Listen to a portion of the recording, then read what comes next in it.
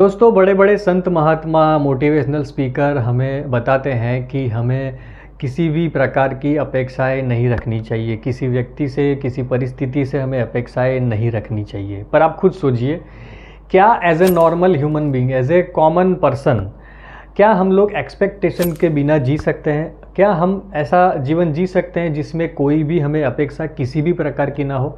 अपने family member से ना हो, अपने मित्रों से ना हो, या अपने कोई रिश्तेदारों से हमें बिल्कुल एक्सपेक्टेशन ना हो। क्या ऐसा जीवन संभव है प्रैक्टिकली?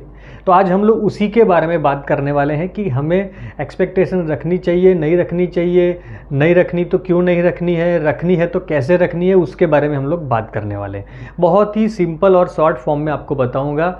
जो साइकोलॉजी कहती है उसके बारे में आज मैं आपको डिस्कस करने वाला हूं। पर उससे पहले मेरा एक अनुरोध है, आप इस चैनल पर पहली बार आए हैं तो हमारे चैनल को, जो दिल से रिश्ता चैनल है, उसे ज़रूर से सब्सक्राइब करें, ताकि आने वाली जो ऐसी इन्फॉर्मेशन है जो आपकी डे टू डे लाइफ में आपके रिलेशनशिप को मजबूत बना सकती हैं, आपको मेंटल हेल्थ जो आपकी है उसे इम्प्रूव कर सकती है, आप ज़्यादा खुश और हैप्पी रह सकते हैं। तो दोस्तों, शुरुआत करते हैं एक एग्जाम्पल से।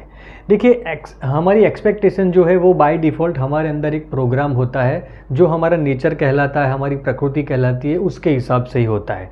पर अगर उसे हमें इम्प्रूव करना है तो हम लोग क्या कर सकते हैं? देखिए, मेरा मानना है कि बिना एक्सपेक्टेशन जिया नहीं जा सकता है।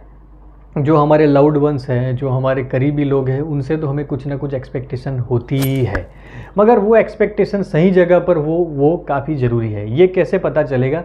एक एग्जांपल देता हूँ आपको। जो लोग स्टॉक मार्केट में, शेयर बाज़ार में इन्वेस्ट करते हैं, उनको मालूम होगा कि जब भी हमें किसी शेयर में इन्वेस्ट करना होता है, हमारी जो कैपिटल होती है, हमारा जो पैसा होता है, अगर वो इन्वेस्ट करना होता है, तो हम वो पर्टिकुलर कंपनी का जो टेक्निकल इन्फॉर्मेशन होती है, यानी कंपनी किस चीज़ का प्रोडक्ट बनाती है, कंपनी का प्रॉफिट कर रही है, मुनाफा है नहीं है, लॉस में है, कितने टाइम से कंपनी चल रही है, ऐसी काफ़ी टेक्निकल और फंडामेंटल चीज़ें चेक करते हैं। उसे कंपनी की स्ट्रेंथ और वीकनेस कहते हैं।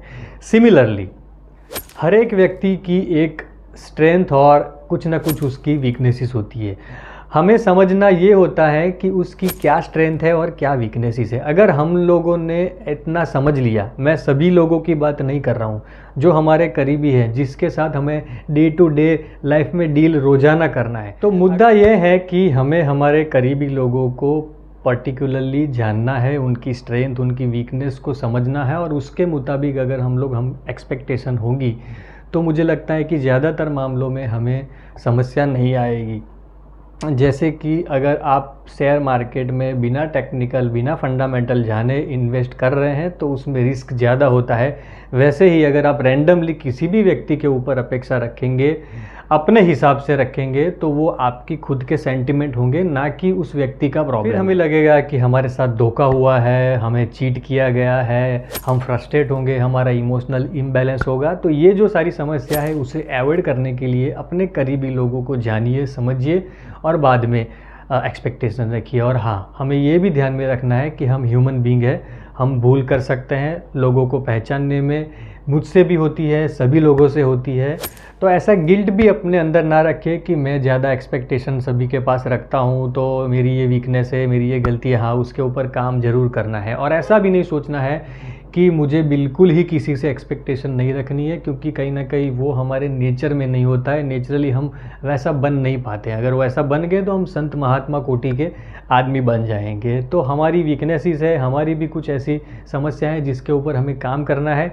और ये जो मैंने पॉइंट बताया आपको, वो खास ध्यान में रखना है, जिसकी कारण आपके जीवन में इमोशनल बैलेंस रहेगा, मेंटल हेल्थ आपकी बनी रहेगी, और आप ज़्यादा फ्रस्ट्रेट भी नहीं होगा। ऐसी ही इन्फॉर्मेशन के लिए हमारे चैनल को ज़रूर से सब्सक्राइब करें, और इन्फॉर्मेशन आपको अच्छी लगती है तो लाइक करें, और साथ ही दूसरे लोगों के साथ शेयर भी करें, जिससे दूसरे लोग भी इस प्रकार से, जो पीड़ित है अंदर से बेचारे, उनको लग रहा है कि मैं कहीं ना कहीं गलत कर रहा हूँ, गलत कर रही हूँ, वो पीड़ा से मुक्त हो सके। फिर मिलेंगे नए विषय के साथ में। Thank you very much.